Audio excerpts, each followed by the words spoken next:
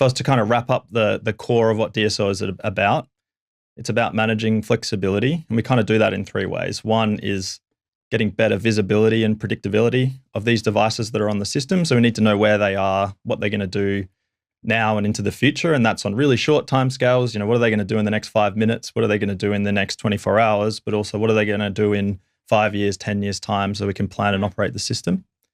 The second thing we need to do is manage those resources, as Andrew was talking about. So playing that role of making sure that everything that customers want to do stays within the limits of the distribution network with these new consumer energy resources.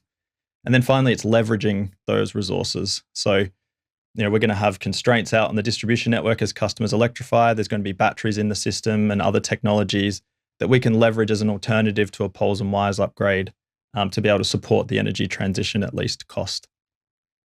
The final thing I'll say on this is there's a slightly different way of looking at DSO. So if you think about the transmission network and the transmission system, you've got Electronet who manage the towers and the wires on the transmission system.